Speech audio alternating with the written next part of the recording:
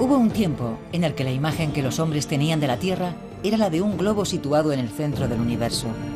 Habitaban 3 continentes, Europa, África y Asia. En ese contexto se va a desarrollar una de las aventuras más extraordinarias de la historia. En 1492, un hombre intrépido decide abrir nuevos caminos y extender las fronteras del mundo. Desafiando certezas que habían perdurado durante siglos, en el transcurso de 10 años, el tiempo que duraron sus 4 viajes, Cristóbal Colón redibujó la imagen de la Tierra. Confrontando sus convicciones y sus observaciones con el corazón dividido entre su fe y la ciencia, Colón nos guía en este gran viaje que nos transporta desde la Edad Media al Nuevo Mundo. El mundo según Cristóbal Colón.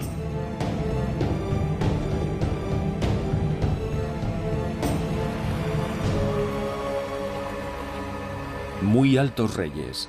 Desde muy corta edad empecé a navegar en el mar y he navegado hasta hoy. El propio oficio en sí mismo inclina a quien lo prosigue a desear conocer los secretos de este mundo. Hace más de 40 años que me dedico a ello. Todo lo que hasta hoy se ha navegado lo he recorrido. Recibí de nuestro Señor el espíritu de inteligencia. En la ciencia del mar me lo dio todo. Me dio manos para dibujar sobre la esfera las ciudades, los ríos, las montañas, las islas y los puertos, todo en su sitio exacto. El sitio exacto es la obsesión de Colón. Especificar los lugares situándolos en el mapa mundi. Nacido en Génova, Colón navega desde los 12 años en la marina mercante, primero en el Mediterráneo y más tarde en el océano, desde las costas de Europa en el norte hasta las costas africanas en el sur. Para este experto navegante y apasionado cartógrafo, el mundo que recorre es el descrito en la geografía de Ptolomeo, matemático griego de la antigüedad, cuya obra acaba de ser redescubierta. Para el hombre de finales de 1400, el mundo estaba compuesto por 3 continentes, Asia, Europa y África. Obviamente porque cuando Ptolomeo escribió su cosmografía, solo conocía esos 3 viejos continentes. Europa era el continente que mejor se conocía en la época, ya que era el que más se había recorrido, incluso en los tiempos de Ptolomeo. África termina al sur del desierto del Sáhara. Se sabía perfectamente que la Tierra continuaba más allá de la línea del Ecuador, pero en esa región fue bautizada como la Tierra Quemada, porque el sol ecuatorial golpeaba con tanta fuerza que todo estaba árido. Por eso se creía que allí solo podían vivir hombres deformes, monstruos y animales igualmente monstruosos. La parte oriental es un gran bloque de continente que termina en la famosa península de Malaca, que Cristóbal Colón buscará desesperadamente en su tercer y cuarto viaje. El mundo así concebido terminaba en China, que había sido descubierta por Marco Polo. Ptolomeo no creía en la existencia de otras tierras, convencido de que el mundo terminaba en los confines de aquel inmenso mar. Marco Polo escribió que la superficie de la India es inmensa y está llena de maravillas. Sus bosques son los más altos. En esas montañas habitan los pigmeos, que tardan 3 años en gestar una criatura y mueren con 8 años de vida. Hay hombres que solo tienen un ojo y otros son acéfalos y tienen los ojos en los hombros. Allí viven los macrobianos, hombres de 6 metros de altura que luchan contra los grifos, leones que tienen alas y garras como las águilas. Oriente agita la imaginación de Cristóbal Colón. Está fascinado por el libro de las maravillas de Marco Polo y por los cuentos de viajes escritos por el caballero inglés Juan de Mandeville, que hacen soñar desde hace siglos a los viajeros. Describen la India y China como tierras míticas, gobernadas por príncipes nobles y guerreros. Colón sueña con recorrer el mundo, pero es también un mercader. Sabe que Oriente es el gran mercado de donde provienen todas las riquezas del mundo, el oro, las piedras preciosas, las especias, riquezas que se habían vuelto inaccesibles. La ruta que permitió durante siglos los intercambios comerciales entre Europa y Asia permanece cortada desde hace 30 años, cuando Constantinopla, la capital del Imperio bizantino, cayó en manos de los otomanos. En 1480, Cristóbal Colón, navegante genovés, va a buscar a los países más dinámicos de Europa, Portugal y España, los medios para llevar a cabo su proyecto. Marco Polo y Mandeville eran importantes para Colón, igual que Pierre de Illy y otros escritos que estaba leyendo para tratar de orientarse. Y ello en sí mismo es un hecho interesante y significativo. Colón era un navegante excepcional, eso lo sabemos. De hecho, probablemente una de las claves de su supervivencia es el hecho de que tenía unas cualidades extraordinarias como navegante. Pero no era necesario leer a Marco Polo o a Mandeville para desarrollar unas habilidades especiales como navegante. Al contrario, probablemente es una idiotez sumergirte demasiado en textos como esos si tu principal virtud e interés es averiguar cómo llegar desde el punto A al punto B. Colón no se contentaba con leer los textos, los rellenaba de comentarios interminables, lo que indica que tenía otras cosas en mente. Quería ser algo más que un brillante navegante en las costas de África Occidental. Intentaba comprender la forma que tenía el mundo.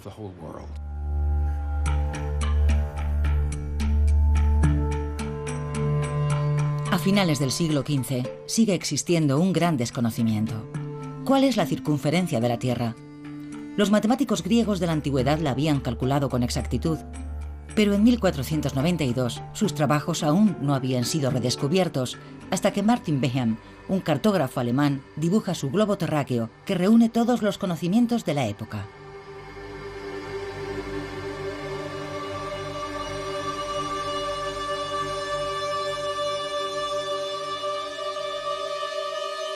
En él aparecen los 3 continentes conocidos, las tierras habitadas, las islas en el océano y sobre todo Zipango, el Japón que Marco Polo describió sin jamás haberlo visto.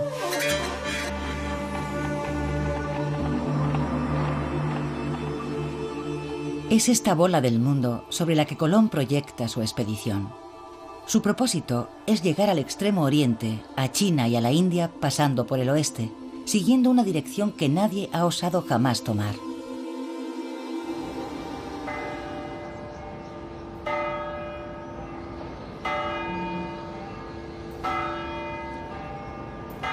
En Sevilla, Colón busca fundamentar su proyecto basándose en datos científicos. Estudia todas las obras escritas desde la antigüedad, anota, dibuja, calcula. En la Biblioteca Colombina, creada por su hijo Fernando, se conservan algunos libros anotados por el propio Colón.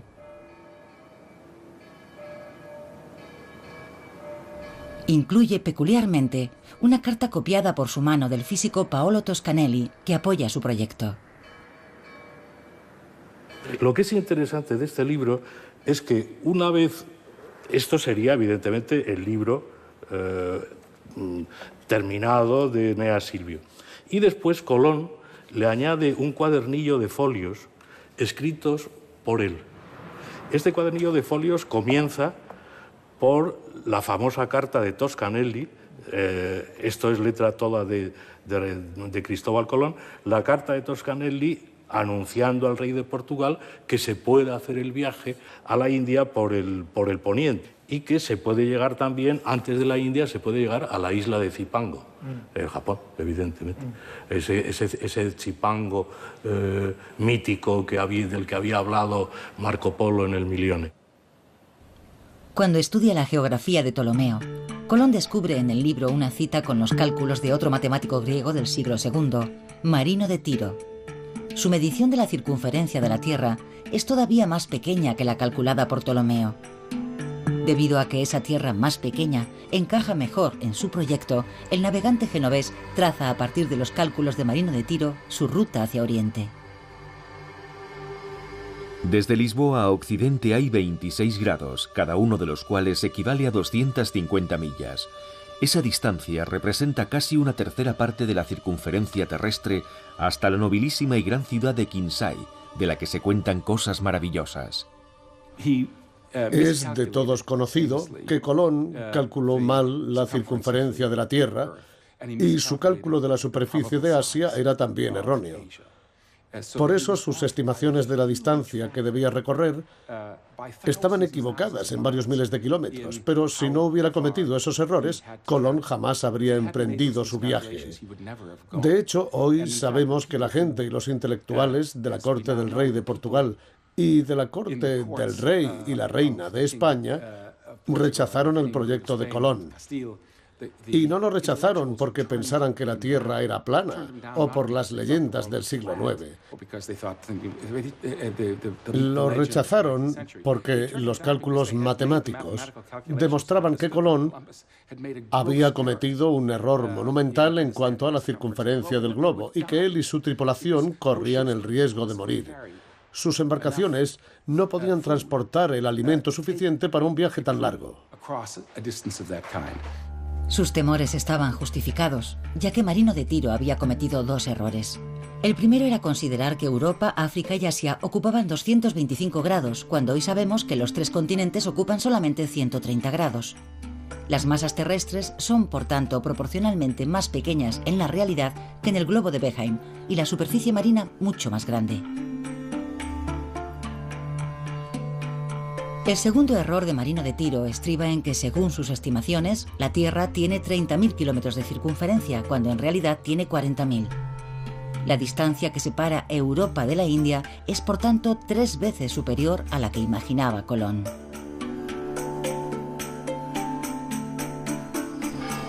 Colón lucha durante 7 años. Es criticado, humillado y tomado por loco. Sin embargo, consigue convencer a los reyes católicos Fernando e Isabel de España para que financien su proyecto. Ellos no le proporcionan gran cosa: 3 carabelas y un crédito a nombre de la familia de navieros Pinzón. Colón es nombrado almirante de la mar Océana y embajador de la corona española.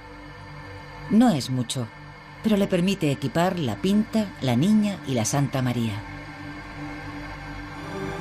Finalmente zarpa desde Palos, en el sur de España, el 3 de agosto de 1492. La tripulación, de 90 hombres, está compuesta por marineros que buscan fortuna. Es el primero de los 4 viajes que el almirante realizará al Nuevo Mundo.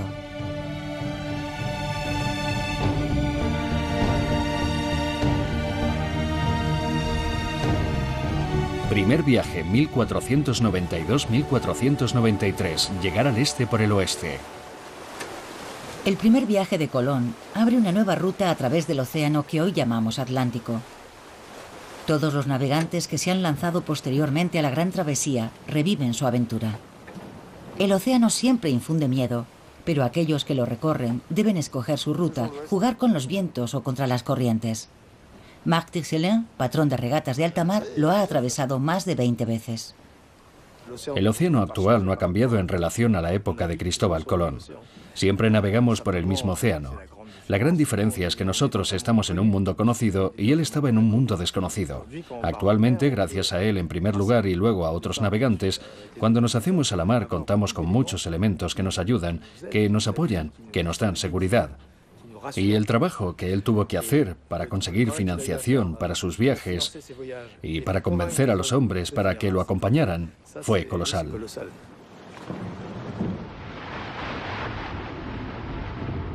Durante toda la Edad Media, el Océano Atlántico lleva el nombre de Mar de las Tinieblas. Es un espacio misterioso que inquieta y aterroriza a los navegantes. El mito de las columnas de Hércules que marcan en el estrecho de Gibraltar los límites del mundo conocido sigue presente en todas las mentes. Sin embargo, en el siglo XV, algunos se atreven a navegar por la mar Océana a lo largo de la costa. Otros, como Colón, han explorado las Canarias, Madeira y las Azores. En los mapas de la época, al lado de estos lugares reales, hay indicaciones de islas fantásticas que la imaginería de la Edad Media había situado en medio del océano. Brasil, Isla Redonda y Roja, San Brandán, en nombre del legendario monje irlandés, y Antilla, dibujada con forma de bandera y asociada al mito de la Atlántida. Estos lugares fantásticos darán sus nombres a la nueva geografía del mundo. La mayoría de las rutas, por lo general, pasan por las Azores. Lo que haremos es atravesar, evitando las depresiones y los sistemas climáticos europeos clásicos. Y luego intentaremos coger rápidamente los vientos alisios si es que están soplando en la zona, ya que eso depende de la época del año en la que zarpemos. Y más de la mitad del viaje navegaremos en los vientos alisios. Colón ha viajado a lo largo de la costa atlántica. Navegante bien informado, ha aprendido a utilizar los vientos que descienden hasta el Golfo de Guinea. Pero es el primero en tener la audacia de seguir los alisios, los vientos regulares que atraviesan el océano en dirección oeste y que hoy día siguen utilizando todos los navegantes. El principio de navegación aprovechando los vientos dominantes en dirección oeste hoy parece algo elemental, pero en aquella época había que creer firmemente en ello, y Colón fue a donde los vientos le llevaron.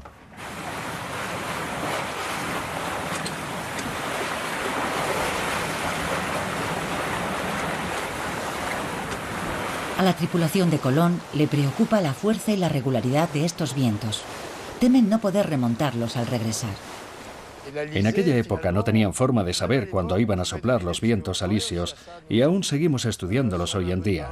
Dependiendo de las condiciones climatológicas, si viramos un poco hacia el norte o un poco hacia el sur, notaremos la diferencia de fuerza en los vientos alisios.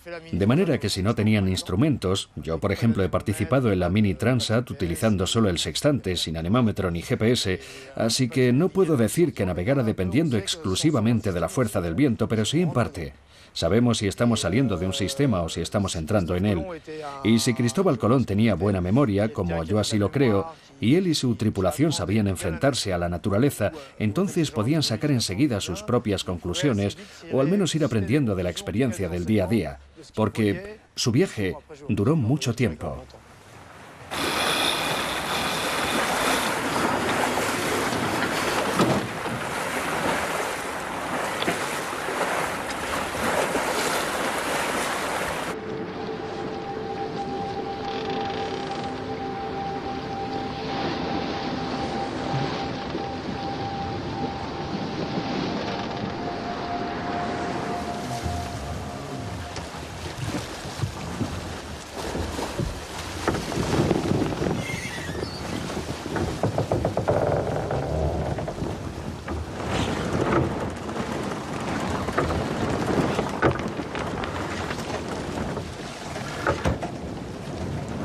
La duración del viaje, la fuerza de los vientos o por el contrario su ausencia asusta a la tripulación de Colón. Pero otros terrores asaltan también a los marineros.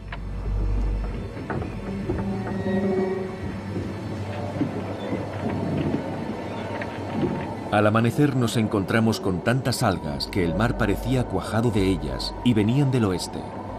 Y como sabemos que el miedo hace imaginar las peores cosas, los marineros temían encontrarse con una capa tan espesa que no permitiera avanzar a las naves. Para entonces, los hombres ya no podían más y se quejaban de lo largo del viaje. Todos aquellos experimentados marineros han oído historias de barcos atrapados entre las algas a los que jamás se ha vuelto a ver. Ellos son simple y llanamente los primeros en atravesar el Mar de los Sargazos, una extensión de algas que ocupa miles de kilómetros cuadrados en medio del Océano Atlántico. Las 3 carabelas consiguen, sin embargo, atravesarlo, y entonces el viento comienza a soplar de nuevo. Ciertas señales reconfortan a aquellos avezados marineros. Algunas aves se acercan al encuentro de las carabelas, ramas y juncos verdes flotan alrededor de las naves. Después de tan solo 33 días de navegación hacia lo desconocido, una isla se perfila en el horizonte, la noche del 11 al 12 de octubre de 1492. Aunque los marineros bailan de alegría, para Colón no constituye ninguna sorpresa. Para él, la tierra que tiene ante sí es simplemente una de las islas situadas a lo largo de la costa de su destino final, China. Simplemente confirma la exactitud de sus cálculos.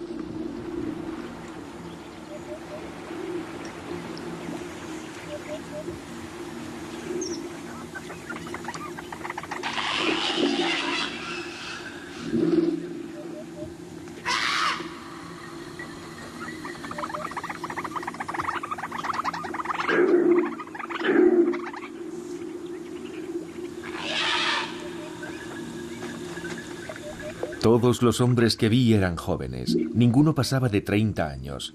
Estaban todos muy bien hechos, con unos cuerpos muy hermosos y muy bellas caras, con los cabellos casi tan gruesos como la seda de la cola de los caballos y cortos, cayéndoles hasta las cejas. Van desnudos, como su madre los trajo al mundo, y las mujeres también. Algunos se pintan el cuerpo de color marrón, y son como los canarios, ni negros ni blancos. No llevan armas ni las conocen, porque yo les mostré espadas que por ignorancia cogían por el filo cortándose. Para ganarme su amistad, les di a algunos unos bonetes rojos y unas cuentas de vidrio que se colgaron del cuello y muchas otras cosas de poco valor que les complacieron mucho.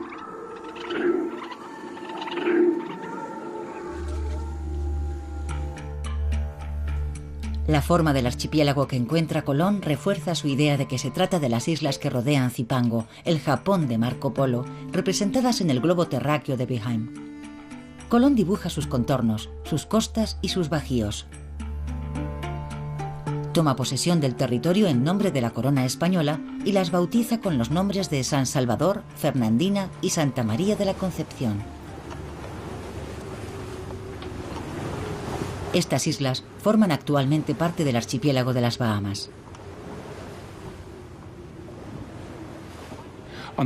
Por un lado, se trata de un hombre que tiene un pasaporte, documentos y cartas.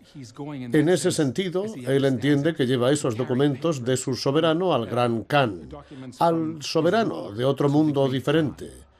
Normalmente, cuando haces eso, cuando una persona desembarca en otro reino, no empieza de inmediato a rebautizar todo aquello con lo que se encuentra.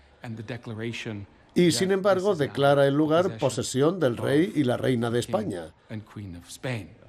Por tanto, Colón debió pensar que había llegado a una región apartada, extraña, que no estaba defendida, al ver que sus habitantes estaban indefensos. Se trataba de un grupo de islas sin defensa y Colón debió pensar que podía tomar posesión de ellas para él mismo o para sus patrocinadores reales.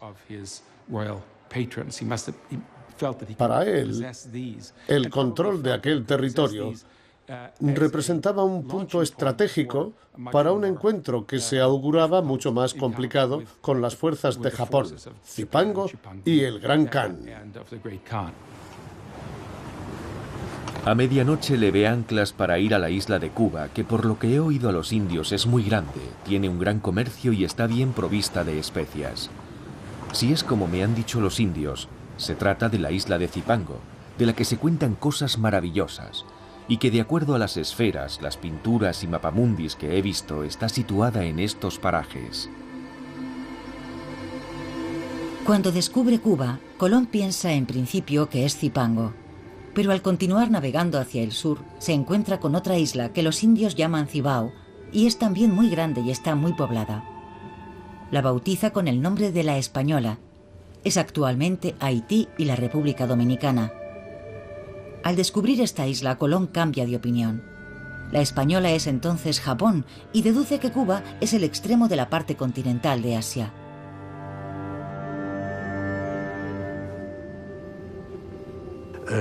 Él oye hablar de Cibao. Cibao es el lugar de las piedras. Pues Cibao dice, esto tiene que ser Chipango. Ya estamos, ya hace la ecuación. Oye hablar en Cuba de Magón. Pues Magón será Manji, la China del sur. Catay, dividida entre Manji y Catay. Pues Manji, la China del sur. En uno de sus libros hace anotaciones y hace equivalencias entre lo que ha leído y lo que ha visto en el Nuevo Mundo. Siempre partiendo de una base e intentando dar una explicación racional, que es para mí lo maravilloso de Colón, que aunque estuviera equivocado en todo, sin embargo, hace una explicación racional de todo lo que él está viendo. Él está totalmente convencido de que ha llegado a Catay e insiste en el error hasta el cuarto viaje. Por tanto, piensa que ha llegado a Catay, que es el puesto de avanzada del Gran Khan. Y de hecho, cuando habla de las personas que habitan en Guanahani o en la isla de la Española, las describe con el pelo negro, como los chinos, pero de tez parduzca, tirando a amarilla, algo que resulta lógico, ya que buscaba Cathay. Todo lo que ve lo asocia a la proximidad con China. Colón continúa su exploración a lo largo de la costa norte de la Española. El día de Navidad de 1492, el tiempo es bueno y el mar está en calma. Pero cuando cae la noche, la carabela más grande, la Santa María, encalla en los bajíos. La tripulación está a salvo, pero son demasiados marineros para ser acogidos en las otras embarcaciones. Algunos deben permanecer en tierra. Con la madera del buque insignia naufragado, Colón hace construir un fuerte en la isla de la Española, en un lugar al que llama La Navidad. Y en aquel momento tantas cosas sucedieron que en realidad no fue un desastre, sino una gran aventura. Y es cierto que si yo no hubiera encallado, habría pasado de largo sin detenerme en ese lugar. En este viaje habría dejado gente aquí, porque no habría podido darles lo necesario, municiones y víveres para una fortaleza. Sin embargo, es verdad que algunos hombres que estaban conmigo me pidieron permiso para quedarse allí. Ordené construir una fortaleza muy bien hecha, y no porque creyera que fuera necesaria, porque los indios van desnudos, sin armas y son temerosos.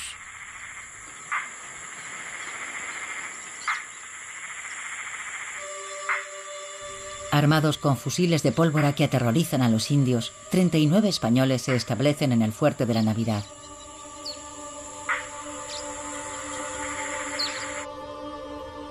Colón, por su parte, reanuda su viaje.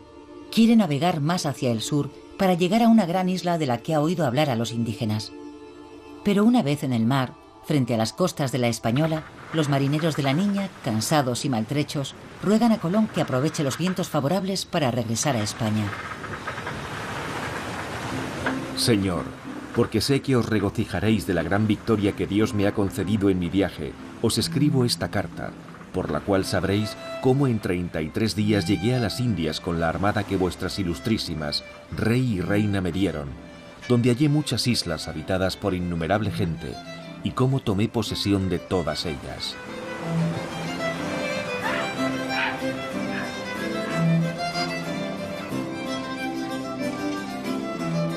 Colón regresa a España con las pruebas materiales de su éxito. La carta en la que anuncia que ha abierto una nueva ruta hacia Asia y el océano es navegable recorre las capitales europeas. Los soberanos españoles reciben a Colón como un vencedor. A Fernando e Isabel les llega entonces el turno de mostrarse impacientes. Temen que otros países puedan tomar posesión de los nuevos territorios antes que ellos. Colón ha invertido 7 años en preparar la primera expedición, mientras que la segunda se organiza en menos de 5 meses. Colón es nombrado virrey de las Indias y la corona española pone esta vez todos los recursos necesarios a su disposición. 17 barcos zarpan de Cádiz en septiembre de 1493. A bordo viajan religiosos, soldados, agricultores, ganaderos con sus rebaños. Es la primera colonización del Nuevo Mundo.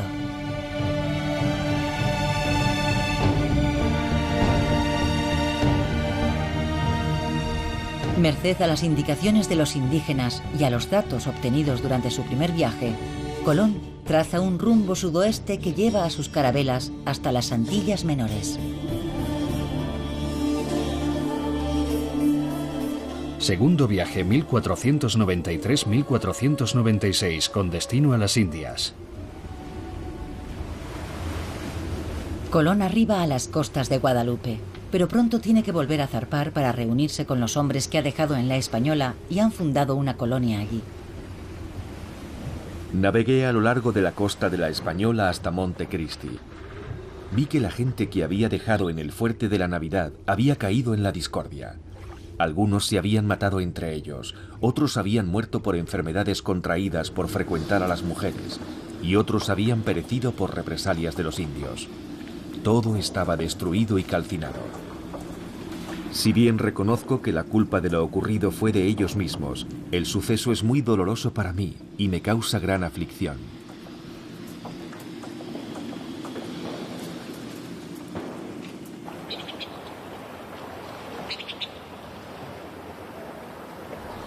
La primera experiencia real de convivencia entre españoles e indígenas ha acabado en un baño de sangre. Ha puesto de manifiesto la codicia de unos y la capacidad de resistencia de los otros. Los indios no son los seres dóciles e ingenuos que Colón había creído encontrar. Se ve asaltado por las dudas y teme por la misión real que se le ha encomendado: supervisar el asentamiento de los 1.200 colonos españoles que le acompañan. Colón no pretende convertir a la población local. Quiere tomar el control. Solo intenta comprender y negociar, en un contexto difícil, con una población de la que ignora la lengua y las costumbres, y cuya cultura no comprende en absoluto. Su principal objetivo es sobrevivir a ese encuentro y sacarle el mayor provecho posible. Y lo que interesaba a Colón por encima de todo no era la religión, sino los metales, concretamente los metales preciosos. La tierra del Nuevo Mundo rebosaba de oro, y por desgracia, a ojos de los europeos, el oro constituía la más valiosa de las riquezas. Y así fue como comenzó todo.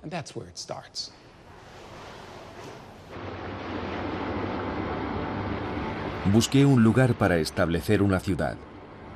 Finalmente, no en un puerto cerrado, sino en una gran bahía, construimos la Isabela. El nombre indígena de esta tierra es Cibao, que en nuestra lengua significa lugar cubierto de piedras. Es una provincia inmensa y densamente poblada. El aire es suave, el más templado que pudimos encontrar. Hay gran abundancia de oro, pero no en los ríos, sino más bien en las laderas de las colinas y en las montañas.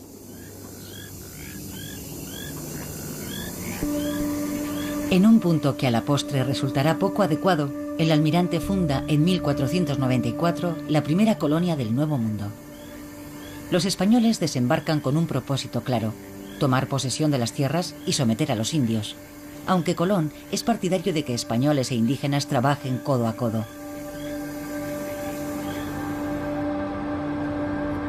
Se origina entonces un largo conflicto sobre la administración de la colonia, empañando la imagen de Colón incluso en España. El almirante abandona entonces la española, que él todavía toma por Japón, y zarpa para continuar su exploración del continente asiático.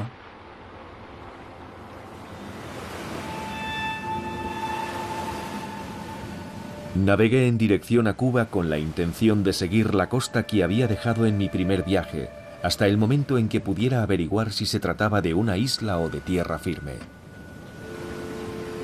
Iba en busca de una provincia llamada Manji y eché el ancla cerca de un gran poblado cuyo jefe me conocía, ya que había oído relatos sobre mi primer viaje. Le pregunté si esta tierra se extendía hacia el oeste. El jefe, que era un hombre de bien, de edad avanzada, me respondió que esta tierra era inmensa y que nunca había oído a nadie afirmar que supiera dónde terminaba.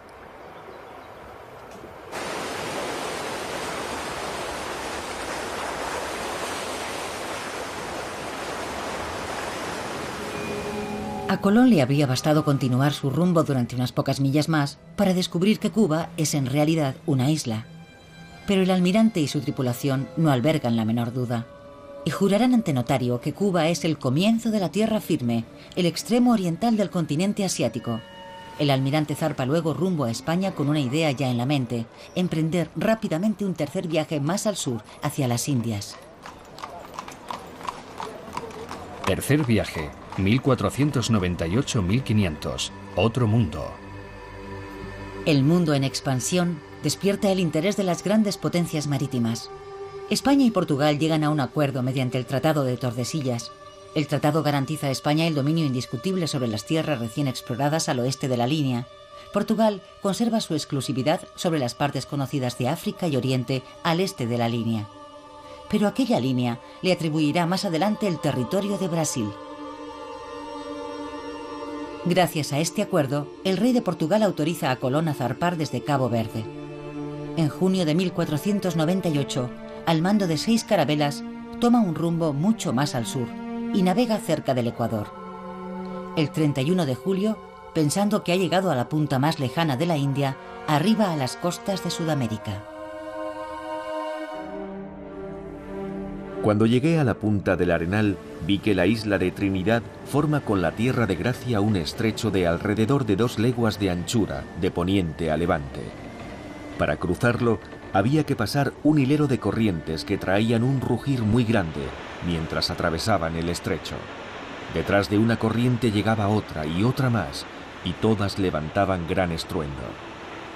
Quiso nuestro Señor concederme viento favorable y pude atravesar el estrecho, y de inmediato sobrevino la calma. Sacamos entonces agua del mar y la hallé dulce. Él ve una corriente inmensa, la corriente del Orinoco, que realmente debe de ser impresionante, y además él sufre un macareo. Es decir, el macareo es el choque de la corriente del río con la corriente del mar, y en ese choque está a punto de zozobrar las naves del propio Colón. Con lo cual, en este momento, él se encuentra con un río inmenso, es decir, que está navegando todavía en el mar y el agua es dulce. Por la corriente del Orinoco. Es el mar de agua dulce, como lo van a llamar otra vez después, ¿no? Con lo cual, esa corriente, ese río inmenso, ¿de dónde viene? Navegué a lo largo de la costa hacia poniente, y cuanto más andaba, más dulce y sabrosa hallaba el agua del mar. Anclé en un río. Luego vino mucha gente, y me dijeron que llamaban a esta tierra Paria, y que hacia el poniente estaba más poblada. Los habitantes de esta tierra son de muy linda estatura. Sus cabellos son largos y lacios, y son gente más astuta, con mayor ingenio que los demás, y nada cobardes. Jamás he encontrado un escrito latino o griego que diga de una manera precisa en qué lugar de este mundo se encuentra el paraíso terrenal. Estoy convencido de que el paraíso terrenal está allí, donde no puede llegar nadie, salvo por voluntad divina.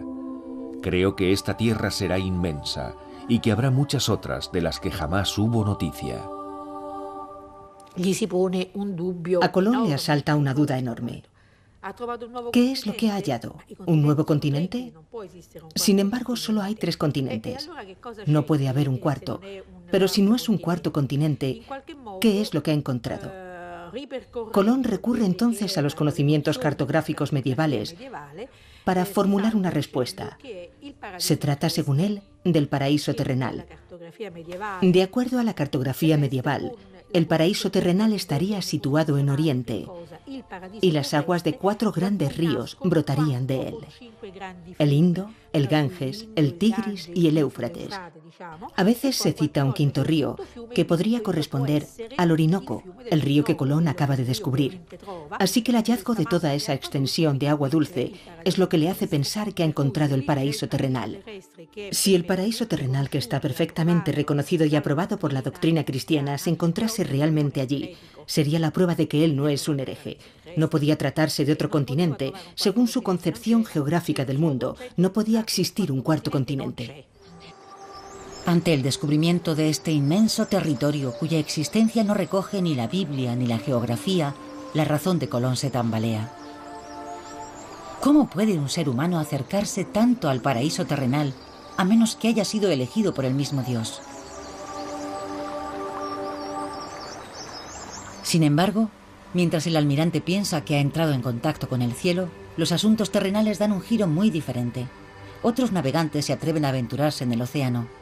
En 1497, después del segundo viaje de Colón, el italiano Giovanni Caboto llega a las costas de Labrador y de Terranova. En 1499, durante el tercer viaje del almirante, el español Alonso de Ojeda dirige una expedición al continente sudamericano en la que participa el italiano Américo Vespucio. Y en 1500, el explorador portugués Pedro Álvares Cabral descubre las tierras de Brasil, justo cuando Colón, que no consigue integrar los territorios del Orinoco en su geografía, deja el continente sudamericano y regresa a la Española. Pero al llegar allí, se encuentra con una auténtica revuelta organizada contra él. Los colonizadores españoles le acusan de dejar de lado sus intereses, anteponiendo la exploración de nuevos territorios a la gestión y la administración de la isla. Los soberanos han enviado a un nuevo gobernador. Este detiene al almirante y le lleva de regreso a España encadenado. Humillado y despojado de su título de virrey, Colón viste la túnica franciscana. Y aunque nunca ingresa en la orden, llevará el hábito hasta el final de su vida. Cantad al Señor un cántico nuevo y pregonad sus alabanzas de un confín al otro de la tierra, vosotros que recorréis el mar y todo lo que hay en él, las islas y los moradores de las mismas. En las postrimerías del mundo vendrá un tiempo en que la mar océana liberará las amarras de las cosas y una gran tierra se abrirá. Y un nuevo navegante, como el que guió a Jasón, descubrirá otros mundos.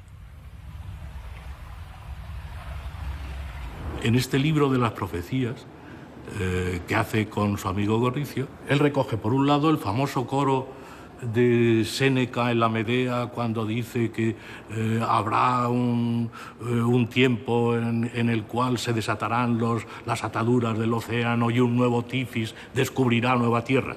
Bueno, pues esta es una profecía que él se aplica a sí mismo, evidentemente. Yo soy el nuevo Tifis que ha descubierto esa nueva tierra y ese nuevo cielo. Ver el viaje y ver su misión como cumplimiento de una profecía del Antiguo y del Nuevo Testamento también. A pesar de su exaltación mística, las observaciones científicas de Colón, sus notas, sus apuntes y sus bocetos constituirán una formidable fuente de información para elaborar la nueva faz de la Tierra. Permiten elaborar cartas, planisferios y mapamundis donde figuran los territorios recién descubiertos. En el año 1500, el planisferio de Juan de la Cosa representa el Nuevo Mundo por primera vez. En desacuerdo con la convicción de Colón, Cuba aparece ya como una isla. Pero las tierras representadas al oeste, en color verde, son todavía imprecisas, imaginarias, fantasiosas. Pertenecen todavía al mundo antiguo. Al año siguiente, el mapa de Caberio comienza a representarlas con mayor realismo. Elimina las imprecisiones y concreta todos los detalles conocidos, como costas, montañas y ríos.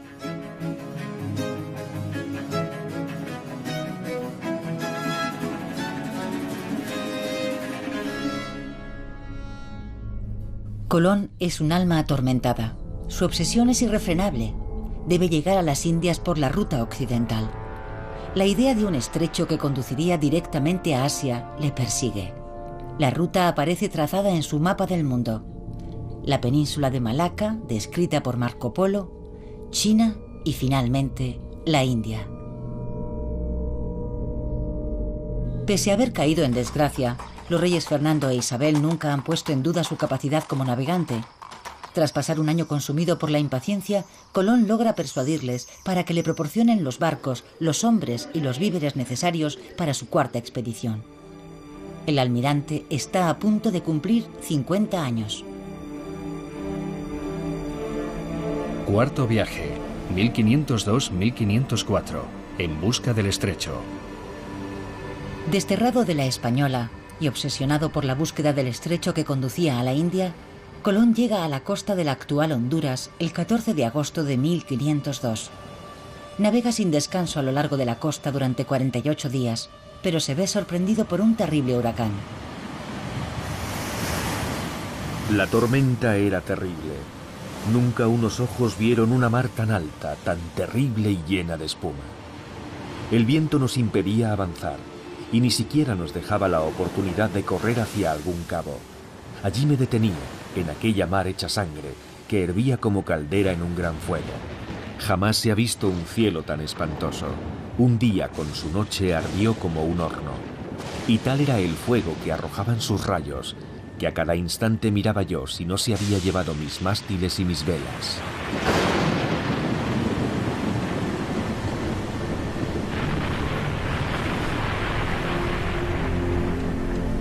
Colón costea el litoral de la actual Costa Rica, pero no se detiene. Solo cuando entra en las lagunas de Panamá, el almirante ordena a sus chalupas atracar en una gran bahía cerca de la región de Veragua. Está convencido de que ha llegado al estrecho. Es sin duda el momento más trágico de toda la aventura colombina. El almirante está persuadido de que detrás de esta lengua de tierra hay otro océano. Pero a pesar de realizar numerosas tentativas, no consigue encontrar el pasaje. Sin embargo, su intuición es acertada. Se encuentra en el lugar exacto donde 400 años más tarde se abrirá el Canal de Panamá. Así que allí, el sueño de Colón se hizo añicos. El marino está exhausto por los viajes, se encuentra enfermo, sufre de gota y padece una infección ocular grave. A pesar de su agotamiento, consigue hacer partir a sus 2 restantes carabelas de la bahía de Panamá. Al cruzar el mar Caribe, la tripulación se ve envuelta en otra tempestad. Ya en un estado lamentable, los barcos se ven obligados a atracar en Jamaica, de donde ya no volverán a zarpar. Rodeado de sus últimos marineros, permanece prisionero de la isla durante todo un año, antes de ser rescatado por la Armada Española. Toda esperanza de escapar se había desvanecido. Con gran esfuerzo me subí a lo más alto, gritando, llamando a los 4 vientos, a sus altezas y a Dios. Mas no hubo respuesta. Agotado me quedé dormido, gimiendo, y entonces oí una voz. Oh insensato, lento en creer y servir a tu Dios. Las Indias, que son una parte tan rica del mundo, Él te las dio por tuyas. Las repartiste como bien entendiste, y Él te dio el poder para ello. Te dio las llaves de las puertas de la mar Océana, que con tan fuertes cadenas estaban cerradas. Retorna a Él y admite al fin tu error. Tu vejez no será un obstáculo. Jerusalén y el monte Sión deben ser reconstruidos por la mano de un cristiano. Es un error considerar a Colón un explorador. Él nunca pretendió ser un explorador. Lo que quería era descubrir una ruta comercial, una nueva ruta que conducía a un lugar ya conocido. Pero se encontró en una situación compleja, frente a obstáculos completamente inesperados. Es cierto que hizo todo lo posible por aprovecharse de esa situación. Pero no debemos olvidar que en el transcurso de su 4º viaje estuvo a punto de perder el juicio. Vivía una experiencia muy extraña, cargada de una enorme tensión. Podemos encontrar pruebas de ello en su obra titulada El libro de profecías y en otros escritos redactados en la última etapa de su vida. Estaba como desconectado de la realidad por los recuerdos de lo que hoy consideramos una de las aventuras más hermosas del ser humano. De modo que hablar de Colón, el explorador, no me parece acertado. Ha habido exploradores mucho más importantes y muchas otras personas que se plantearon el dilema e intentaron comprender lo que habían descubierto, pero no insistieron, como hizo Colón al final de su vida, convencido de que había llegado a Asia. Incluso cuando llegaron a Cuba, obligó a sus hombres a jurar que estaban en China, como si el simple hecho de decirlo bastara para hacer de ello una verdad. Ese no es el comportamiento de un explorador moderno, pero Colón tenía ese anhelo y una curiosidad sin límites. Era consciente de la grandeza de su empresa, pero no fue capaz de asimilarlo. Era una experiencia demasiado fuerte y perturbadora. En 1506, tras regresar a España, Colón muere sin haber completado el proyecto de toda una vida. Nunca llega a la Asia de sus fantasías, y ni la religión ni la ciencia le han proporcionado las respuestas que buscaba. Sin embargo, su trágico fracaso quedará en nuestro imaginario colectivo como una de las mayores aventuras de todos los tiempos. Hacia el Nuevo Mundo. En 1502, el mismo año en que Colón realiza su último viaje, el mapa de Cantino marca una nueva perspectiva en la representación del mundo. Aunque las nuevas tierras no están aún situadas con precisión, el contorno de las islas aparece claramente dibujado. Se señalan las ciudades y los puertos y aparecen las primeras banderas. En este mapa portugués, el cartógrafo ha hecho hincapié en los territorios de la futura Brasil que muestran la riqueza de su flora y su fauna. La representación de los viejos continentes se afina. El trazado de África se hace más realista. Figuran los relieves y los pueblos, y las poblaciones aparecen por fin representadas. En cambio, la costa oriental de Asia, que ha sido el objetivo primordial de todas las empresas de Colón, sigue mostrándose incierta, vaga, prácticamente inexplorada. 5 años más tarde, el cartógrafo Waldseemüller dibuja el mundo como una proyección cónica. Las nuevas tierras aparecen representadas en un espacio mucho más extendido en comparación con el viejo sistema tolemaico. Por fin se distinguen de las de Asia.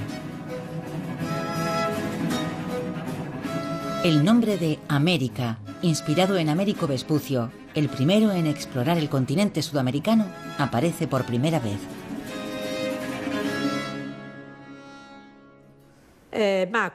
Este planisferio de 1507 es el más antiguo que tenemos de la época tolemaica, donde se representa el mundo con sus 3 viejos continentes, pero con una África que ya se parece más a la que conocemos hoy. Y sobre todo, un nuevo continente, un nuevo mundo que Valsmola, el cartógrafo, bautizó con el nombre de América. Estamos en 1507. La única parte conocida es la descubierta durante el tercer y cuarto viaje de Colón, por los viajes de Martín Alonso y de otros españoles en el norte, y por los viajes de Cabral y de Vespucio a Brasil. Esta parte del mundo se convertirá a partir de entonces en la América portuguesa. Habrá que esperar hasta 1523 para que Giovanni Vespucio, sobrino de Américo, dibuje un mundo atravesado por doquier por intrépidas carabelas. Las expediciones marítimas se multiplican, alejando lo misterioso y lo desconocido. Y la costa sur del Istmo de Panamá, la que Colón no pudo franquear, se representa con gran precisión. Y al atravesarlo, se descubrirá otro océano al oeste de estas nuevas tierras. Hoy lo conocemos con el nombre de Océano Pacífico. En el atlas dibujado por Cabot en 1540, la nueva geografía del planeta se hace más rotunda y el continente americano asume el lugar que le corresponde. Sus contornos toman forma, sus relieves se marcan y sus espacios se pueblan, a pesar de que las zonas aún inexploradas se designan como terra incógnita. El nuevo océano, que entonces todavía se le conoce como el Mar del Sur, empuja las viejas tierras de Japón y Asia hacia el extremo oeste del mapa. No subsiste la menor duda, el Nuevo Mundo es una entidad totalmente separada del continente asiático. Pero habrá que esperar hasta finales del siglo XVI para que sea finalmente considerado y representado como un continente en sí mismo. El mundo antiguo de Colón se derrumba al enfrentarse a esta nueva realidad. Otro mundo, inimaginable, le ha bloqueado el paso. Sin embargo, sus viajes abren el camino a un nuevo mundo, el nuestro.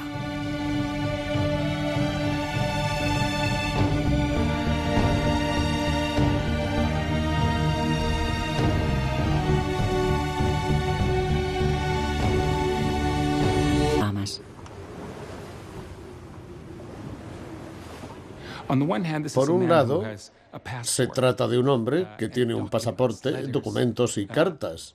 En ese sentido, él entiende que lleva esos documentos de su soberano al Gran Khan, al soberano de otro mundo diferente. Normalmente, cuando haces eso, cuando una persona desembarca en otro reino, no empieza de inmediato a rebautizar todo aquello con lo que se encuentra. Y sin embargo declara el lugar posesión del rey y la reina de España. Por tanto, Colón debió pensar que había llegado a una región apartada, extraña, que no estaba defendida, al ver que sus habitantes estaban indefensos. Se trataba de un grupo de islas sin defensa y Colón debió pensar que podía tomar posesión de ellas para él mismo o para sus patrocinadores reales. Para él, el control de aquel territorio representaba un punto estratégico para un encuentro que se auguraba mucho más complicado con las fuerzas de Japón, Zipango y el Gran Khan. A medianoche le ve anclas para ir a la isla de Cuba, que por lo que he oído a los indios es muy grande, tiene un gran comercio y está bien provista de especias.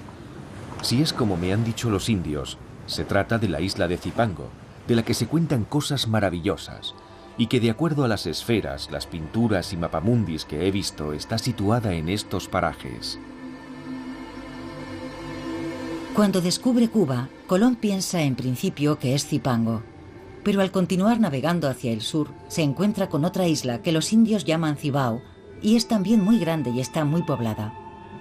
La bautiza con el nombre de La Española. Es actualmente Haití y la República Dominicana. Al descubrir esta isla, Colón cambia de opinión.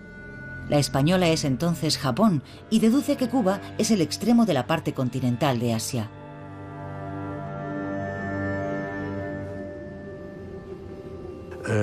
Él oye hablar de Chibao. Chibao es el lugar de las piedras. Pues Chibao dice, esto tiene que ser Chipango. Ya estamos, ya hace la ecuación. Oye hablar en Cuba de Magón. Pues Magón será Manji, la China del sur. Catay, dividida entre Manji y Catay, pues Manji, la China del sur. En uno de sus libros hace anotaciones y hace equivalencias entre lo que ha leído y lo que ha visto en el Nuevo Mundo. Siempre partiendo de una base e intentando dar una explicación. Debe de ser impresionante y además él sufre un macareo. Es decir, el macareo es el choque de la corriente del río con la corriente del mar y en ese choque está a punto de zozobrar las naves del propio Colón. Con lo cual, en este momento, él se encuentra con un río inmenso. Es decir, que está navegando todavía en el mar y el agua es dulce. Por la corriente del Orinoco. Es el mar de agua dulce, como lo van a llamar otra vez después, ¿no? Con lo cual, esa corriente, ese río inmenso, ¿de dónde viene? Navegué a lo largo de la costa hacia poniente, y cuanto más andaba, más dulce y sabrosa hallaba el agua del mar. Anclé en un río. Luego vino mucha gente, y me dijeron que llamaban a esta tierra Paria, y que hacia el poniente estaba más poblada. Los habitantes de esta tierra son de muy linda estatura. Sus cabellos son largos y lacios, y son gente más astuta, con mayor ingenio que los demás, y nada cobardes. Jamás he encontrado un escrito latino o griego que diga de una manera precisa en qué lugar de este mundo se encuentra el paraíso terrenal. Estoy convencido de que el paraíso terrenal está allí, donde no puede llegar nadie, salvo por voluntad divina. Creo que esta tierra será inmensa y que habrá muchas otras de las que jamás hubo noticia. A Colón le asalta una duda enorme. ¿Qué es lo que ha hallado? ¿Un nuevo continente? Sin embargo, solo hay 3 continentes. No puede haber un cuarto. Pero si no es un cuarto continente, ¿qué es lo que ha encontrado? Colón recurre entonces a los conocimientos cartográficos medievales para formular una respuesta. Se trata, según él, del paraíso terrenal. De acuerdo a la cartografía medieval, el paraíso terrenal estaría situado en Oriente y las aguas de 4 grandes ríos brotarían de él: el Indo, el Ganges, el Tigris y el Éufrates. A veces se cita un quinto río, que podría corresponder al Orinoco, el río que Colón acaba de descubrir. Así que el hallazgo de toda esa extensión de agua dulce es lo que le hace pensar que ha encontrado el paraíso terrenal. Si el paraíso terrenal, que está perfectamente reconocido y aprobado por la doctrina cristiana, se encontrase realmente allí, sería la prueba de que él no es un hereje. No podía tratarse de otro continente. Según su concepción geográfica del mundo, no podía existir un cuarto continente. Ante el descubrimiento de este inmenso territorio, cuya existencia no recoge ni la Biblia ni la geografía, la razón de Colón se tambalea. ¿Cómo puede un ser humano acercarse tanto al paraíso terrenal, a menos que haya sido elegido por el mismo Dios? Lo rechazaron porque los cálculos matemáticos demostraban que Colón había cometido un error monumental en cuanto a la circunferencia del globo y que él y su tripulación corrían el riesgo de morir. Sus embarcaciones no podían transportar el alimento suficiente para un viaje tan largo. Sus temores estaban justificados, ya que Marino de Tiro había cometido 2 errores. El primero era considerar que Europa, África y Asia ocupaban 225 grados, cuando hoy sabemos que los 3 continentes ocupan solamente 130 grados. Las masas terrestres son, por tanto, proporcionalmente más pequeñas en la realidad que en el globo de Behaim, y la superficie marina mucho más grande. El segundo error de Marino de Tiro estriba en que, según sus estimaciones, la Tierra tiene 30.000 kilómetros de circunferencia, cuando en realidad tiene 40.000. La distancia que separa Europa de la India es, por tanto, 3 veces superior a la que imaginaba Colón.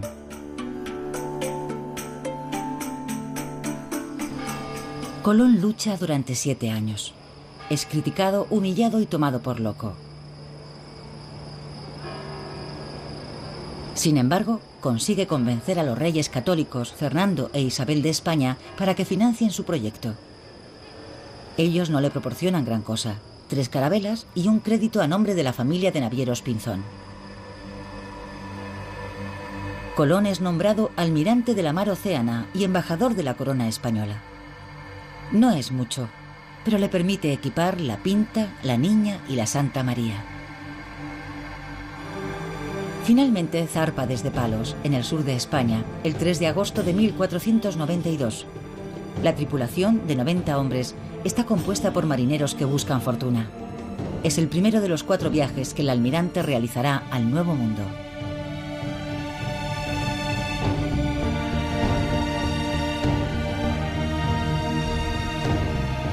Primer viaje 1492-1493, llegar al este por el oeste.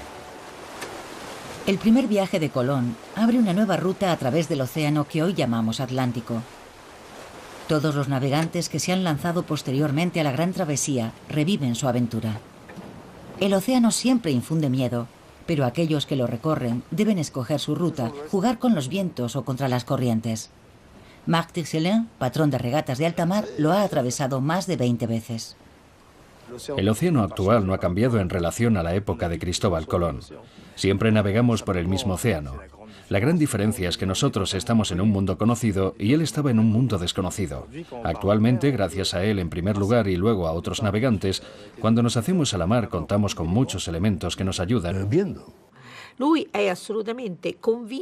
está totalmente convencido de que ha llegado a Cathay e insiste en el error hasta el 4.º viaje. Por tanto, piensa que ha llegado a Cathay, que es el puesto de avanzada del Gran Khan. Y de hecho, cuando habla de las personas que habitan en Guanahani o en la isla de la Española, las describe con el pelo negro, como los chinos, pero de tez parduzca, tirando a amarilla, algo que resulta lógico, ya que buscaba Cathay. Todo lo que ve lo asocia a la proximidad con China. Colón continúa su exploración a lo largo de la costa norte de la Española. El día de Navidad de 1492, el tiempo es bueno y el mar está en calma. Pero cuando cae la noche, la carabela más grande, la Santa María, encalla en los bajíos. La tripulación está a salvo, pero son demasiados marineros para ser acogidos en las otras embarcaciones. Algunos deben permanecer en tierra. Con la madera del buque insignia naufragado, Colón hace construir un fuerte en la isla de la Española, en un lugar al que llama La Navidad. Y en aquel momento tantas cosas sucedieron que en realidad no fue un desastre, sino una gran aventura. Y es cierto que si yo no hubiera encallado, habría pasado de largo sin detenerme en ese lugar. En este viaje habría dejado gente aquí, porque no habría podido darles lo necesario, municiones y víveres para una fortaleza. Sin embargo, es verdad que algunos hombres que estaban conmigo me pidieron permiso para quedarse allí. Ordené construir una fortaleza muy bien hecha, y no porque creyera que fuera necesaria, porque los indios van desnudos, sin armas y son temerosos.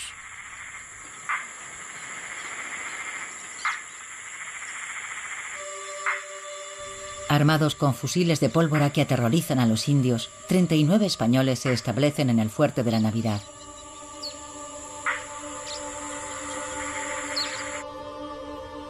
Colón, por su parte, reanuda su viaje. Quiere navegar más hacia el sur para llegar a una gran isla de la que ha oído hablar a los indígenas.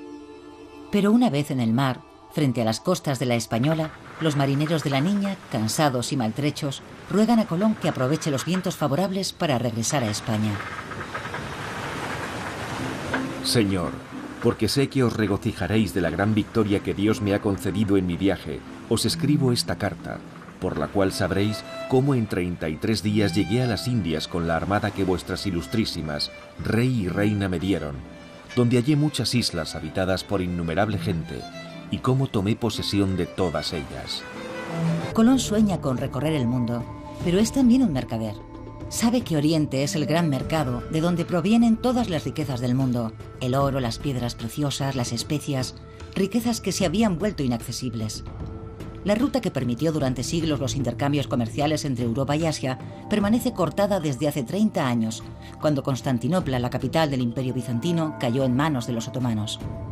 En 1480, Cristóbal Colón, navegante genovés, va a buscar a los países más dinámicos de Europa, Portugal y España, los medios para llevar a cabo su proyecto. Marco Polo y Mandeville eran importantes para Colón, igual que Pierre de Illy y otros escritos que estaba leyendo para tratar de orientarse. Y ello en sí mismo es un hecho interesante y significativo. Colón era un navegante excepcional, eso lo sabemos. De hecho, probablemente una de las claves de su supervivencia es el hecho de que tenía unas cualidades extraordinarias como navegante. Pero no era necesario leer a Marco Polo o a Mandeville para desarrollar unas habilidades especiales como navegante. Al contrario, probablemente es una idiotez sumergirte demasiado en textos como esos si tu principal virtud e interés es averiguar cómo llegar desde el punto A al punto B. Colón no se contentaba con leer los textos, los rellenaba de comentarios interminables, lo que indica que tenía otras cosas en mente. Quería ser algo más que un brillante navegante en las costas de África Occidental. Intentaba comprender la forma que tenía el mundo.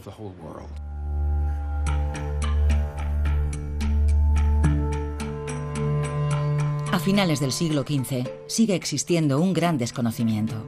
¿Cuál es la circunferencia de la Tierra?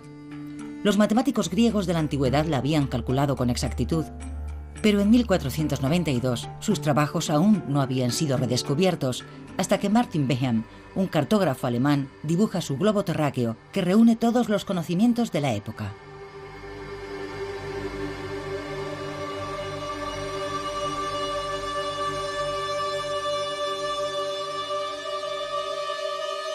En él aparecen los 3 continentes conocidos, las tierras habitadas, las islas en el océano y sobre todo Zipango, el Japón que Marco Polo describió sin jamás haberlo visto.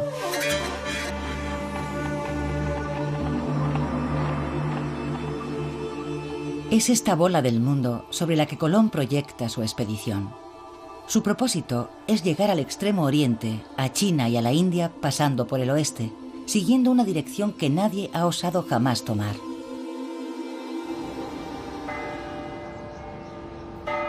Poco valor que les complacieron mucho.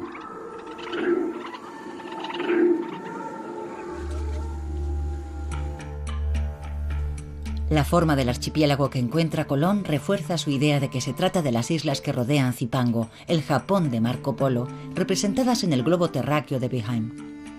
Colón dibuja sus contornos, sus costas y sus bajíos. Toma posesión del territorio en nombre de la corona española y las bautiza con los nombres de San Salvador, Fernandina y Santa María de la Concepción. Estas islas forman actualmente parte del archipiélago de las Bahamas. Por un lado, se trata de un hombre que tiene un pasaporte, documentos y cartas. En ese sentido, él entiende que lleva esos documentos de su soberano al Gran Khan, al soberano de otro mundo diferente. Normalmente, cuando haces eso, cuando una persona desembarca en otro reino, no empieza de inmediato a rebautizar todo aquello con lo que se encuentra. Y sin embargo declara el lugar posesión del rey y la reina de España. Por tanto, Colón debió pensar que había llegado a una región apartada, extraña, que no estaba defendida, al ver que sus habitantes estaban indefensos. Se trataba de un grupo de islas sin defensa y Colón debió pensar que podía tomar posesión de ellas para él mismo o para sus patrocinadores reales. Para él, el control de aquel territorio representaba un punto estratégico para un encuentro que se auguraba mucho más complicado con las fuerzas de Japón, Zipango y el Gran Khan. A medianoche levé anclas para ir a la isla de Cuba, que por lo que he oído a los indios es muy grande, tiene un gran comercio y está bien provista de especias. Si es como me han dicho los indios, se trata de la isla de Zipango, de la que se cuentan cosas maravillosas, y que de acuerdo a las esferas, las pinturas y mapamundis que he visto, está situada en estos parajes. Cuando descubre Cuba, Colón piensa en principio que es Zipango. Pero al continuar navegando hacia el sur, se encuentra con otra isla que los indios llaman Cibao, y es también muy grande y está muy poblada. La bautiza con el nombre de La Española. Es actualmente Haití y la República Dominicana. Al descubrir esta isla, Colón cambia de opinión. La Española es entonces Japón y deduce que Cuba es el extremo de la parte continental de Asia. Hecho que conducía a la India, Colón llega a la costa de la actual Honduras el 14 de agosto de 1502. Navega sin descanso a lo largo de la costa durante 48 días, pero se ve sorprendido por un terrible huracán. La tormenta era terrible. Nunca unos ojos vieron una mar tan alta, tan terrible y llena de espuma. El viento nos impedía avanzar y ni siquiera nos dejaba la oportunidad de correr hacia algún cabo. Allí me detenía, en aquella mar hecha sangre, que hervía como caldera en un gran fuego. Jamás se ha visto un cielo tan espantoso. Un día con su noche ardió como un horno. Y tal era el fuego que arrojaban sus rayos, que a cada instante miraba yo si no se había llevado mis mástiles y mis velas.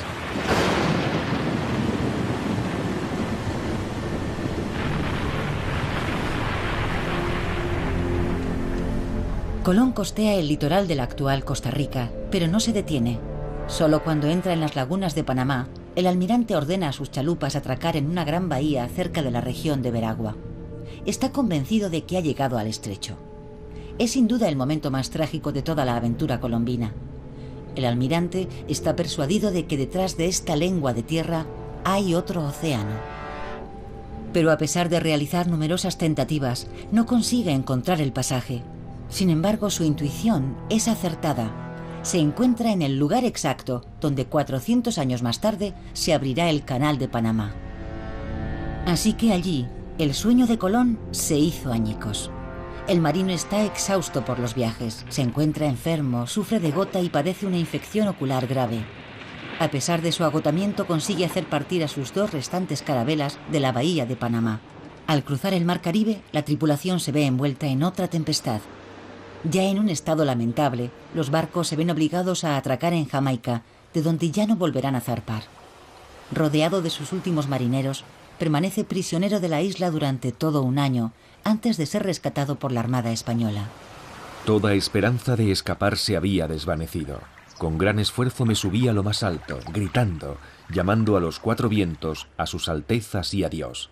Mas no hubo respuesta. Agotado me quedé dormido, gimiendo, y entonces oí una voz. Oh insensato, lento en creer y servir a tu Dios. Las Indias, que son una parte tan rica del mundo, Él te las dio por tuyas. Las repartiste como bien entendiste, y Él te dio el poder para ello. Te dio las llaves de las puertas de la mar Océana, que con tan fuertes cadenas estaban cerradas. Retorna a Él y admite al fin tu error. Tu vejez no será un obstáculo. Jerusalén y el monte Sión deben ser... Necesitaba comprender la forma que tenía el mundo.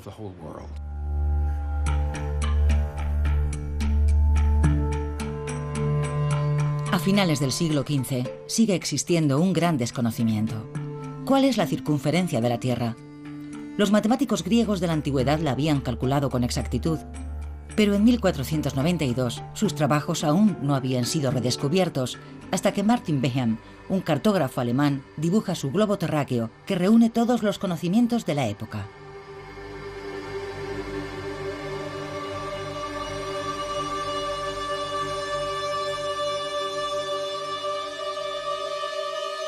En él aparecen los 3 continentes conocidos, las tierras habitadas, las islas en el océano y sobre todo Zipango, el Japón que Marco Polo describió sin jamás haberlo visto.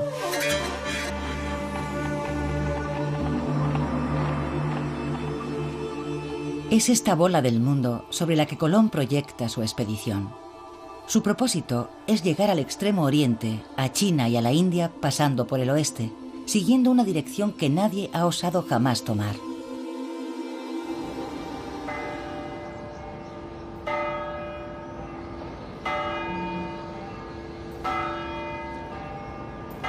En Sevilla, Colón busca fundamentar su proyecto basándose en datos científicos. Estudia todas las obras escritas desde la antigüedad, anota, dibuja, calcula. En la Biblioteca Colombina, creada por su hijo Fernando, se conservan algunos libros anotados por el propio Colón.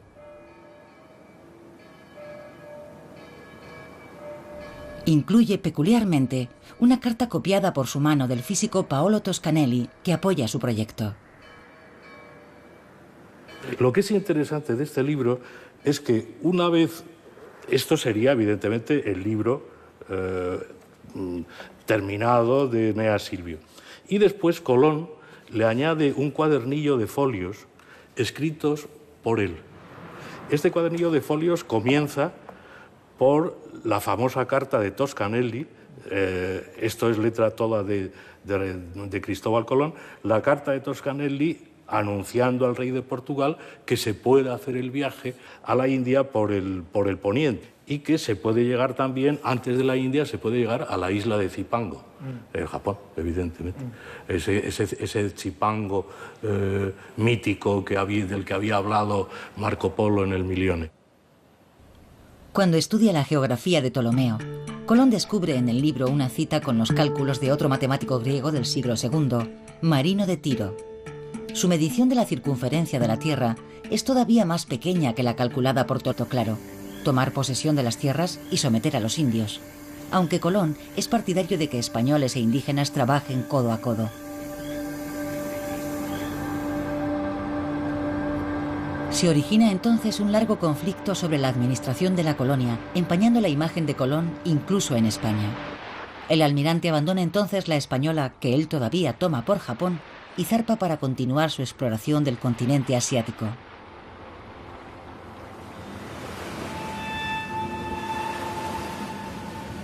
Navegué en dirección a Cuba con la intención de seguir la costa que había dejado en mi primer viaje, hasta el momento en que pudiera averiguar si se trataba de una isla o de tierra firme.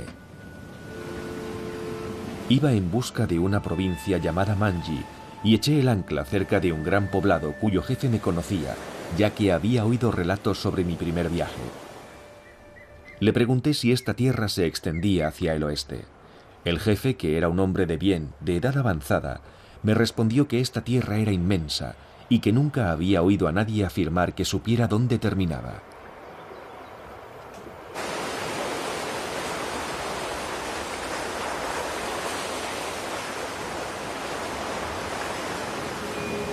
A Colón le habría bastado continuar su rumbo durante unas pocas millas más para descubrir que Cuba es en realidad una isla.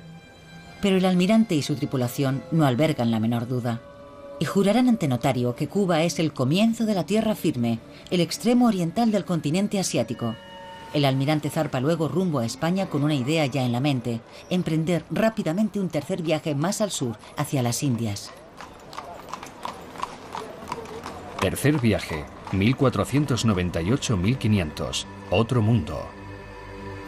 El mundo en expansión despierta el interés de las grandes potencias marítimas. España y Portugal llegan a un acuerdo mediante el Tratado de Tordesillas. El tratado garantiza a España el dominio indiscutible sobre las tierras recién exploradas al oeste de la línea. Portugal conserva su exclusividad sobre las partes conocidas de África y Oriente al este de la línea. Pero aquella línea le atribuirá más adelante el territorio de Brasil. Gracias a este acuerdo, el rey de Portugal autoriza a Colón a zarpar desde Cabo Verde. En junio de 1498, al mando de 6 carabelas, toma un rumbo mucho más al sur y navega cerca del Ecuador. El 31 de julio, pensando que ha llegado a la punta más lejana de la India, arriba a las costas de Sudamérica. Cuando llegué a la punta del Arenal, vi que la isla de Trinidad forma con la Tierra de Gracia un estrecho de alrededor de 2 leguas de anchura, de poniente a levante. Para cruzarlo, había que pasar un hilero de corriente. Giovanni Caboto llega a las costas de Labrador y de Terranova. En 1499, durante el tercer viaje del almirante, el español Alonso de Ojeda dirige una expedición al continente sudamericano en la que participa el italiano Américo Vespucio. Y en 1500, el explorador portugués Pedro Álvares Cabral descubre las tierras de Brasil, justo cuando Colón, que no consigue integrar los territorios del Orinoco en su geografía, deja el continente sudamericano y regresa a la española. Pero al llegar allí se encuentra con una auténtica revuelta organizada contra él. Los colonizadores españoles le acusan de dejar de lado sus intereses, anteponiendo la exploración de nuevos territorios a la gestión y la administración de la isla. Los soberanos han enviado a un nuevo gobernador. Este detiene al almirante y le lleva de regreso a España encadenado. Humillado y despojado de su título de virrey, Colón viste la túnica franciscana. Y aunque nunca ingresa en la orden, llevará el hábito hasta el final de su vida. Cantad al Señor un cántico nuevo y pregonad sus alabanzas de un confín al otro de la tierra, vosotros que recorréis el mar y todo lo que hay en él, las islas y los moradores de las mismas. En las postrimerías del mundo vendrá un tiempo en que la mar océana liberará las amarras de las cosas y una gran tierra se abrirá. Y un nuevo navegante, como el que guió a Jasón, descubrirá otros mundos. En este libro de las profecías que hace con su amigo Gorricio, él recoge por un lado el famoso coro de Séneca en la Medea cuando dice que habrá un tiempo en el cual se desatarán las ataduras del océano y un nuevo Tifis descubrirá nueva tierra. Bueno, pues esta es una profecía que él se aplica a sí mismo, evidentemente. Yo soy el nuevo Tifis que ha descubierto esa nueva tierra y ese nuevo cielo. Ver el viaje y ver su misión como cumplimiento de una profecía del Antiguo y del Nuevo Testamento también. A pesar de su exaltación mística, las observaciones científicas de Colón, sus notas, sus apuntes y sus bocetos constituirán una formidable fuente de información para elaborar la nueva faz de la Tierra. Permiten elaborar cartas, planisferios y mapamundis donde figuran los territorios recién descubiertos. En el año 1500, el planisferio de Juan de la Cosa representa el Nuevo Mundo por primera vez. En desacuerdo con la convicción de Colón, Cuba aparece ya como una isla. Pero las tierras representadas al oeste, en color verde, son todavía imprecisas, imaginarias, fantasiosas. Pertenecen todavía al mundo antiguo. Las montañas, las islas y los puertos, todo en su sitio exacto. El sitio exacto es la obsesión de Colón. Especificar los lugares situándolos en el mapa mundi. Nacido en Génova, Colón navega desde los 12 años en la marina mercante, primero en el Mediterráneo y más tarde en el océano, desde las costas de Europa en el norte hasta las costas africanas en el sur. Para este experto navegante y apasionado cartógrafo, el mundo que recorre es el descrito en la geografía de Ptolomeo, matemático griego de la antigüedad, cuya obra acaba de ser redescubierta. Para el hombre de finales de 1400, el mundo estaba compuesto por 3 continentes: Asia, Europa y África. Obviamente porque cuando Ptolomeo escribió su cosmografía, solo conocía esos 3 viejos continentes. Europa era el continente que mejor se conocía en la época, ya que era el que más se había recorrido, incluso en los tiempos de Ptolomeo. África termina al sur del desierto del Sáhara. Se sabía perfectamente que la Tierra continuaba más allá de la línea del Ecuador, pero en esa región fue bautizada como la Tierra Quemada, porque el sol ecuatorial golpeaba con tanta fuerza que todo estaba árido. Por eso se creía que allí solo podían vivir hombres deformes, monstruos y animales igualmente monstruosos. La parte oriental es un gran bloque de continente que termina en la famosa península de Malaca, que Cristóbal Colón buscará desesperadamente en su tercer y cuarto viaje. El mundo así concebido terminaba en China, que había sido descubierta por Marco Polo. Ptolomeo no creía en la existencia de otras tierras, convencido de que el mundo terminaba en los confines de aquel inmenso mar. Marco Polo escribió que la superficie de la India es inmensa y está llena de maravillas. Sus bosques son los más altos. En esas montañas habitan los pigmeos, que tardan 3 años en gestar una criatura y mueren con 8 años de vida. Hay hombres que solo tienen un ojo y otros son acéfalos y tienen los ojos en los hombros. Allí viven los macrobianos, hombres de 6 metros de altura que luchan contra los grifos, leones que tienen alas y garras como las águilas. Oriente agita la imaginación de Cristóbal Colón. Está fascinado por el libro de las maravillas de Marco Polo y por los cuentos de viajes escritos por el caballero inglés Juan de Mandeville, que hacen soñar desde hace siglos a los viajeros. Describen la India y China como tierras míticas, gobernadas por príncipes nobles y guerreros. Colón sueña con recorrer el mundo, pero es también un mercader. Sabe que Oriente es el que ha descubierto esa nueva tierra y ese nuevo cielo. Ver el viaje y ver su misión como cumplimiento de una profecía del Antiguo y del Nuevo Testamento también. A pesar de su exaltación mística, las observaciones científicas de Colón, sus notas, sus apuntes y sus bocetos constituirán una formidable fuente de información para elaborar la nueva faz de la Tierra. Permiten elaborar cartas, planisferios y mapamundis donde figuran los territorios recién descubiertos. En el año 1500, el planisferio de Juan de la Cosa representa el Nuevo Mundo por primera vez. En desacuerdo con la convicción de Colón, Cuba aparece ya como una isla. Pero las tierras representadas al oeste, en color verde, son todavía imprecisas, imaginarias, fantasiosas. Pertenecen todavía al mundo antiguo. Al año siguiente, el mapa de Caberio comienza a representarlas con mayor realismo. Elimina las imprecisiones y concreta todos los detalles conocidos, como costas, montañas y ríos.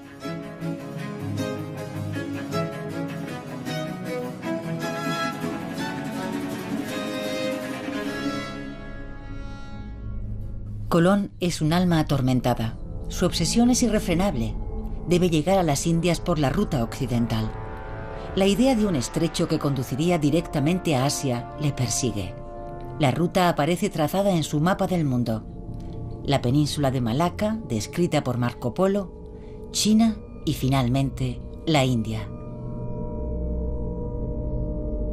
Pese a haber caído en desgracia, los reyes Fernando e Isabel nunca han puesto en duda su capacidad como navegante. Tras pasar un año consumido por la impaciencia, Colón logra persuadirles para que le proporcionen los barcos, los hombres y los víveres necesarios para su cuarta expedición. El almirante está a punto de cumplir 50 años. Cuarto viaje, 1502-1504, en busca del estrecho. Desterrado de la Española y obsesionado por la búsqueda del estrecho que conducía a la India, Colón llega a la costa de la actual Honduras el 14 de agosto de 1502. Navega sin descanso a lo largo de la costa durante 48 días, pero se ve sorprendido por un terrible huracán. La tormenta era terrible. Nunca unos ojos vieron una mar tan alta, tan terrible y llena de espuma. El viento nos impedía avanzar y ni siquiera nos dejaba la oportunidad de correr hacia algún cabo. Allí me detenía, en aquella mar hecha sangre, que hervía como caldera en un gran fuego. Jamás se ha visto un cielo tan espantoso. Un día con su noche ardió como un horno.